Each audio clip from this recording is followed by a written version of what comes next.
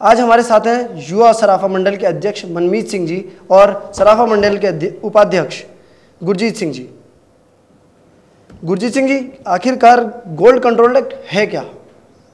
देखिए, बेसिकली जो gold control act है वो इम्पोज हुआ था 1963 में।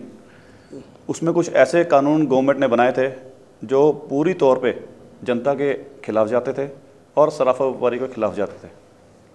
और आज पोजीशन यही है कि उसको ही कुछ सुधार करके या कुछ इम्प्लीमेंटेशन करके, कुछ कमी पेशी करके वो एक्साइज ड्यूटी के तरफ हमें इम्पोज करके एक्साइज ड्यूटी और हमारे ऊपर एक ज़बरदस्ती थोपा गया है टैक्स के रूप में सरकार कराने जा रही है। आखिरकार इसका इतना विरोध क्यों हो रहा है? क्या मानते हैं इससे क्या आम आदमी को भी नुकसान है या व्यापारी अपने हितों के बारे में ही सोचकर जो है आगे की रणनीति तैयार कर रहे हैं? बट नेचुरल व्यापारी तो खैर कुछ झेल ही लेगा, मगर इसमें मेन जो प्रॉब्लम आएगी वो आम जनता को झेलनी पड़ेगी। उसमें जो हमारी वृद्धि है, कीमतों में वृद्धि आएगी, जो कॉस्ट ऑफ परचेज आएगी उसमें वृद्धि आएगी, क्योंकि जो टैक्सेशन हम आपके ऊपर इम्पोज कर रही है सरकार, बट नेचुरल उसमें कुछ ऐसे टैक्सेस भी हैं जो कुछ नाजायज़ भी हैं और सरकार इसको वापस लेगी तभी कुछ राहत मिलेगी आम पब्लिक को। मनजीत सिंह जी, आपसे जानना चाहूँगा इसी एक्ट से क्या दिक्कतें हो सकती हैं? क्या दिक्कतें? सर, इस एक्ट से एक तो हैरेसमेंट बढ़ जाएगा गवर्नमेंट ऑफिसर्स का, जो कि पहले भी हमारे फोरफादर्स ने झेला है, और करप्शन बढ़ेगा। करप्शन की तरफ एक ये नया कदम है सरकार का, और पब्लिक को इनकन्वीनियंस भी होगी। इतने सारे टैक्सेस इंपोज हो जाते हैं, उसमें अल्टीमेटली पब्लिक का प्रॉब्लम है।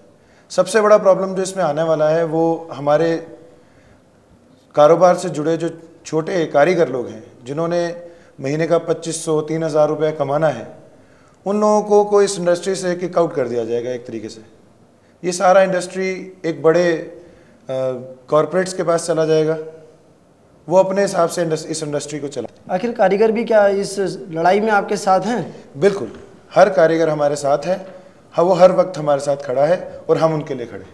नहीं लगता कि जो है बड़े मगरमच्छों की लड़ाई में जो है छोटे छोटे प्यादे या जिन्हें मछली कह सकें, तो इस तालाब की जो है वो कहीं ना कहीं जो है खाई जा रही है? देखिए, कुछ हद तक आप बिल्कुल ठीक समझ रहे हैं। जो आम बड़ा संपन्न व्यापारी है वो अपने आप को झेल लेगा इस चीज़ के ऊपर। झेल इन द सेंस वो टैक्सेशन में या स्टॉक के मामले में या उसका वाइट मनी जो उसके पास है उसके पास ज़्यादा है बनस्पत जो आम कारीगर है, जो आम छोटा दुकानदार है, उसके पास एक लिमिटेड सी पूंजी है और उसी पूंजी को मैनिपुलेट करके अपना बिजनेस चलाता है।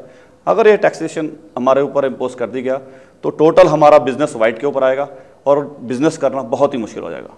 मनमीत सिंह जी, आपसे जानना चाहूँगा आयात शुल्क पर आखिरकार इतना हल्ला क्यों व्यापारियों का? आयात शुल्क से हमारे को कोई प्रॉब्लम नहीं है। हम लोग जो लड़ाई हम लड़ रहे हैं वो एक्साइज की लड़ाई लड़ रहे हैं।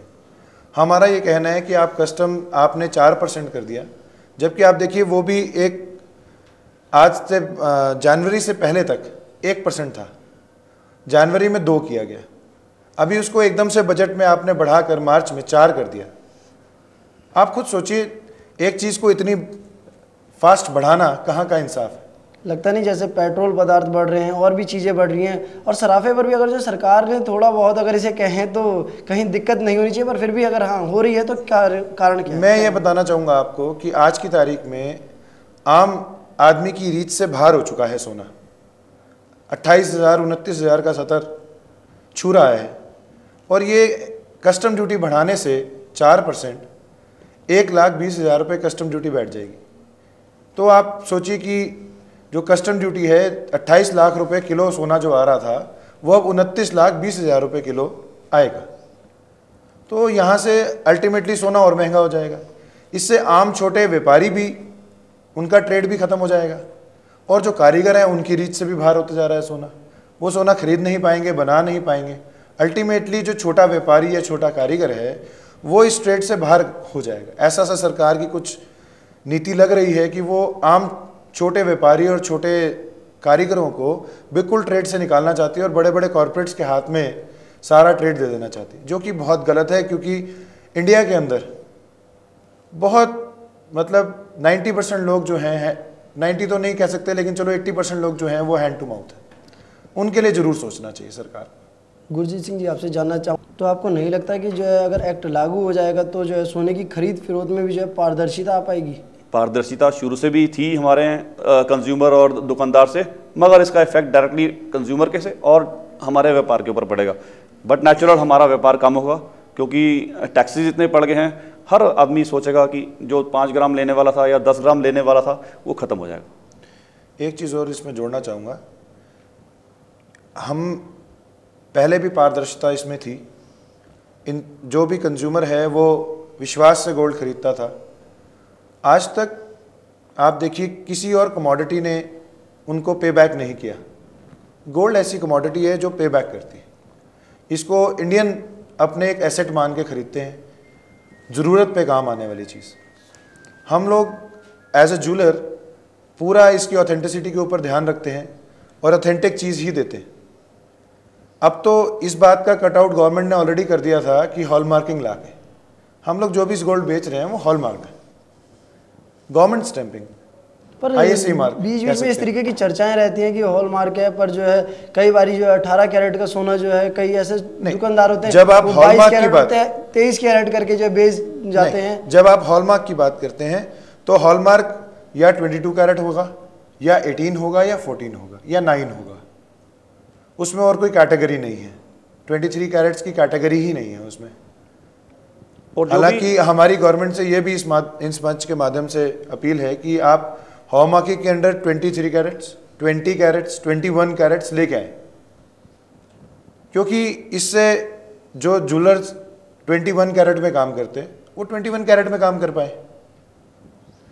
एक हर हिंदुस्तान के हर कंट्री का, हर स्टेट का एक अलग वो है, तो उस हिसाब से थोड़ा रिलैक्सेशन देना चाहिए कि जो जिस कैरेट में काम कर रहा है उस कैरेट में। जो ईस्टर्न हमारा जो प्रोविंस है वो उनमें वो प्रेफर करते हैं 24 कैरेट में। 24 कैरेट की हॉलमार्किंग हमने डिमांड की है। और मगर जो भी सेंटर्स हैं, जैसे आप बोल रहे हैं कि कैसे मान लिया जाए कि वो जो कस्टमर है वो 22 का ले रहा है वो 18 ना हो, मगर जितने भी सेंटर्स हैं हॉलमार्किंग में वो गवर्नमेंट अप्रूव सेंटर्स हैं। हाँ, अगर उसमें कुछ फ़र्क आता है वो डायरेक्टली उसका वो जिम्मेदार होगा, वो सेंटर होगा, ना कि वो दुकानदार को उसमें दोषी पाया जाए, क्योंकि गवर्नमेंट अप्रूव्ड इसमें सेंटर्स हैं, उनके थ्रू पास होकर हमारे दुकान में वो चीज़ आती है जो आप आम कस्टमर्स को बेचते हैं। गुरजीत सिंह जी, आपसे जानना चाहूँगा ये 25 नियम जो है आपको कितने भारी पड़ने वाले हैं? अगर जो है सरकार आपकी बात को लेकर नहीं झुकती है, नहीं आती है बैकफुट पर, तो कितना भारी पड़ सकता है? देखिए ये जो नियम ऐसे हैं, जैसे एक नौकरी, सरकारी नौकरी लेनी हो तो कितनी मुश्किल है आज के ज़माने में। उस सबसे एक छोटा सा एग्जांपल आपको दूं मैं कि वो पोल्यूशन सर्टिफिकेट मांगते हैं।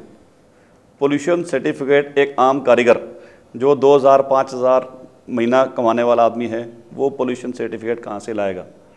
सेकेंडली उसको पैन नंबर क्या है, क्या उसको पैन नंबर रिक्वायर्ड है? 3000 रुपये महीने कमाने वाला कारीगर वो इनकम टैक्स SSC बन सकता है या नहीं? मगर उसमें उनमें पैन नंबर और रजिस्ट्रेशन मैंडेटरी कर दिया है। ये जायज़ है? कहाँ तक जायज़ है ये चीज़? सो इसमें हमारी मांगे कुछ ऐसी हैं कि कुछ एक्साइज ड्यूटी तो बिल्कुल हम अपोज करते हैं। एक्साइज ड्यूटी अगर हमारे ऊपर थोप दी गई तो हम व्यापार अपना बंद करके मजबूर हो जाएंगे किसी और व्यापार करने के लिए।